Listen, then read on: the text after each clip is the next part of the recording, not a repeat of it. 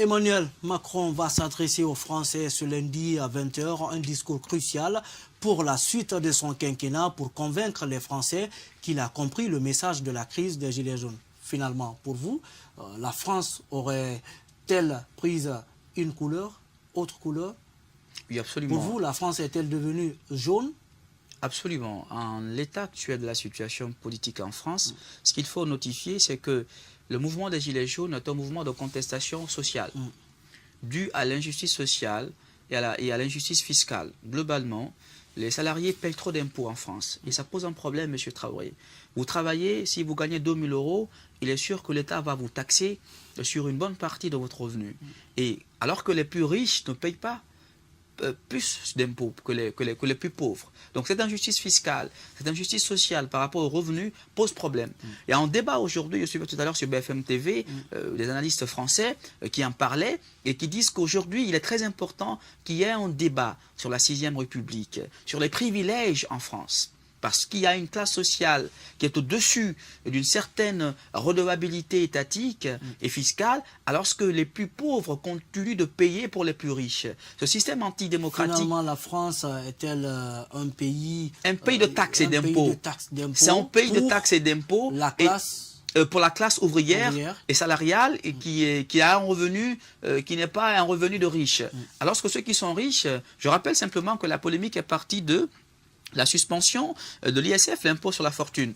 Alors que vous savez que les plus riches doivent payer plus d'impôts normalement que les plus pauvres. Mais à l'état actuel, ce sont les plus pauvres qui payent plus d'impôts que les plus riches. Alors globalement, on se dit non, ce n'est pas normal, puisque là-bas les gens connaissent leurs droits, et la majorité de la population... La pyramide est renversée. La pyramide est renversée, la majorité de la population est allée à l'école, les gens savent ce qu'ils doivent faire. Donc globalement, il y a une contestation. Cette question de la contestation de l'autorité de l'État est une chose qui est beaucoup plus importante que le gouvernement actuel du président Emmanuel Macron. C'est-à-dire qu'Emmanuel Macron est venu trouver un système qui fonctionne depuis plus de 40 ans et lui-même est un produit de ce système. Et puisqu'il est banquier, il a été ministre des Finances et du Budget. Donc globalement, aujourd'hui, les Français se disent non, ce système, on en a marre. Soit on a notre argent pour nous-mêmes, ou on arrête de payer la fiscalité pour l'État français. Qu'est-ce qui a finalement provoqué cette situation? Oui, parce qu'il y a un ras-le-bol de misère, M. Traoré. Quand vous avez 2 000 € à la fin du mois... Le déclic est parti d'où? Oui, mais le déclic est parti de l'augmentation du prix du carburant. L'État français a augmenté le prix du carburant de 0,50 € et ensuite on a supprimé l'impôt sur la fortune. Donc c'est très important parce que le débat de la lutte sociale est un débat très important et l'injustice fiscale et sociale ne peut être tolérée. Donc globalement, il y a une réflexion intellectuelle et technique sur les dépenses publiques et sur les finances publiques, mais également sur la fiscalité de l'État. La pression fiscale est énorme, il faut revoir la pression fiscale et il faut défiscaliser un certain nombre de revenus. Le chef de l'État est appelé à annoncer des mesures fortes et concrètes, en premier lieu sur le pouvoir d'achat. Justement pour vous aujourd'hui, Macron, qu'est-ce qui va être le message fort? Je pense qu'il va faire des annonces fortes, notamment sur le pouvoir d'achat. Parce que la question, M. Traoré, c'est le pouvoir d'achat et en même temps, c'est la diminution de la pression fiscale. Qui doit payer plus d'impôts dans un pays normal? Parce qu'aujourd'hui, là où les choses ne sont pas normales en l'état actuel en France, c'est que ce sont les plus riches qui ne payent pas d'impôts. Et ceux qui travaillent le moins, ceux qui ont le moins de revenus, payent plus d'impôts. Donc, cette injustice fiscale et sociale doit être immédiatement corrigée. Donc, moi, de mon point de vue, en termes d'analyse, je pense que le président de la République va faire les annonces, justement, par rapport à la pression fiscale, à la diminution de la pression fiscale, mais également par rapport au renforcement du pouvoir d'achat du citoyen lambda.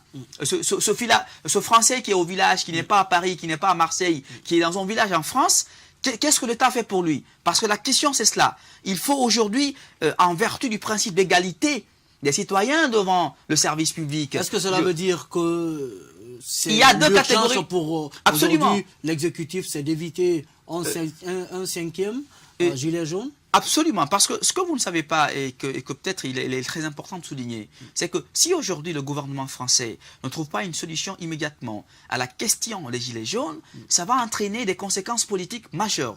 pour le président Emmanuel Macron et son gouvernement. Et vous savez que les Français ont l'habitude de la lutte sociale.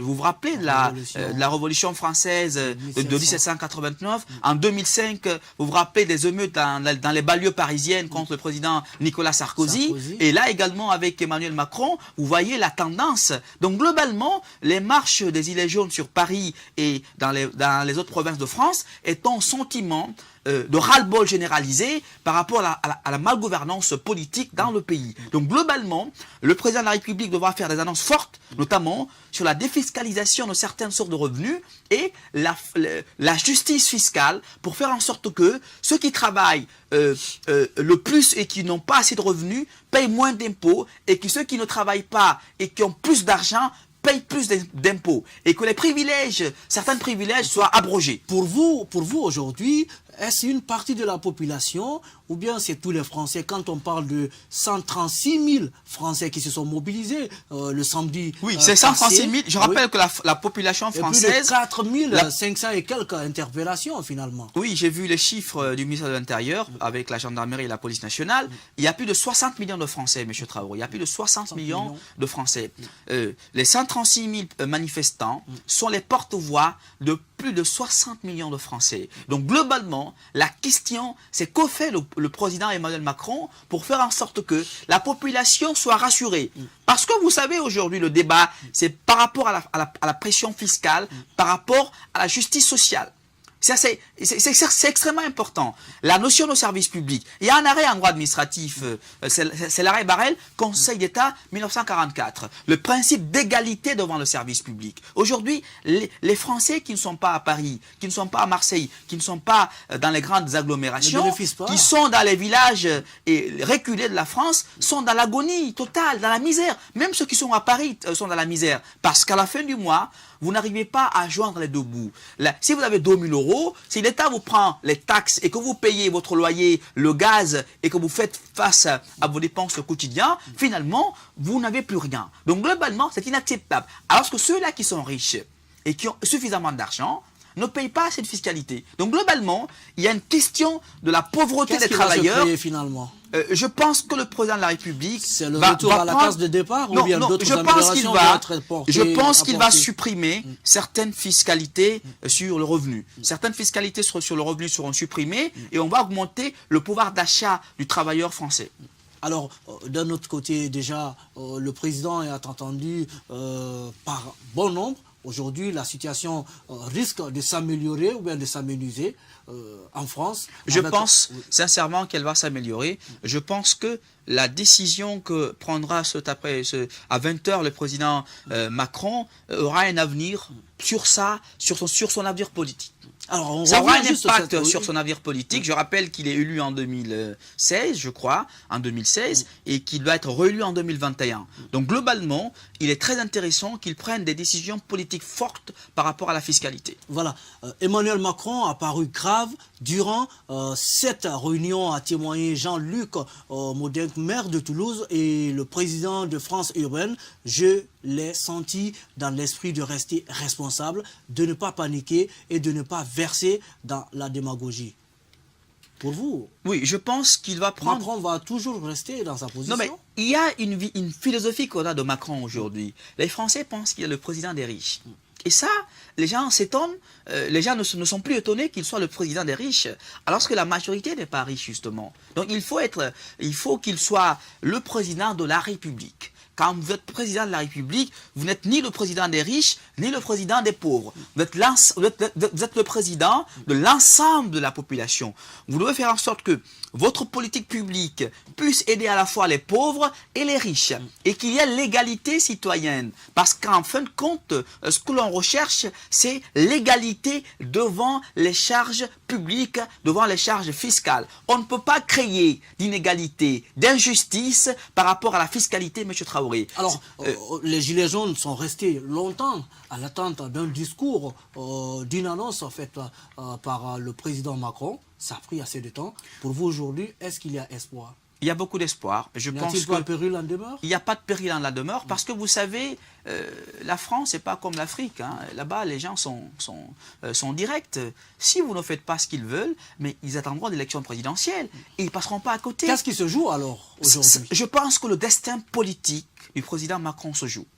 La décision qu'il va prendre à 20h aura un impact sur la présidentielle à venir en France. De cette déclaration présidentielle dépendra la position des populations par rapport à la politique publique, par rapport à la gouvernance d'Emmanuel Macron. Alors, qu'est-ce que vous pensez de cette revendication, disons même de cette pétition proposée par les Gilets jaunes pour demander, disons, la démission de Macron? Vous savez, en pareille circonstance, M. Traoré, quand la frustration est grande, et que la déception est grande. Tout à l'heure, par rapport à la Guinée, j'en parlais. Quand les gens sont dessus, quand les gens pensent qu'ils ne sont pas écoutés, quand les gens pensent qu'ils seront abandonnés par leur propre gouvernement, c'est la frustration, c'est la merde. Donc cette merde-là, on ne peut pas l'accepter. Le blanc ne l'accepte pas. Il faut travailler à corriger les insuffisances de l'injustice fiscale en France. C'est un débat qui va se poser maintenant et qui va se poser également pour les prochaines années. Il faut refonder la société française. Il faut faire en sorte qu'en France, le travailleur puisse vivre de son travail. On ne peut pas travailler et être pauvre éternellement. Si on travaille, on doit pouvoir faire face à ses factures et payer ses impôts en faisant face à ses factures. Mais on ne peut pas continuer à payer assez d'impôts et être incapable de régler ses propres factures. C'est inacceptable. Je vous lis juste ce message. La ministre du Travail, Muriel Pénicaud, a semblé exclure un coup de pouce au SMIC. Je pense que le SMIC doit être revalorisé. C'est vrai qu'actuellement, actuellement, oui, ça n'intéresse qu'elle, mais globalement, c'est le président de la République qui va décider. Le SMIC est à 1 200 €. On peut ne pas l'augmenter, mais on peut faire en sorte que pour elle, augmenter le SMIC risque de menacer de l'emploi en France. Elle n'a pas tort. Elle n'a pas tort parce que si votre employeur ne peut pas vous payer plus de 1 200 € à la fin du mois, évidemment, ça suppose que s'il a un emploi pour vous, vous ne l'aurez pas. C'est aussi simple que cela. Le SMIC, c'est le salaire minimum interprofessionnel garanti. Globalement, si vous avez un salaire en dessous du SMIC, c'est-à-dire si vous avez un emploi en dessous du SMIC et qu'il y a des entreprises qui sont nombreuses et qui peuvent vous donner de l'emploi, ça veut dire que vous n'aurez pas cet emploi parce qu'il serait en infraction par rapport à la loi. Donc globalement, je pense que la question, ce n'est pas tellement la question du SMIC. La question, c'est l'injustice fiscale. La question, c'est le service public. Et le principe d'égalité des citoyens devant la pression fiscale, devant l'imposition fiscale, c'est une responsabilité morale du gouvernement français et je pense que l'avenir politique du président Emmanuel Macron en dépend.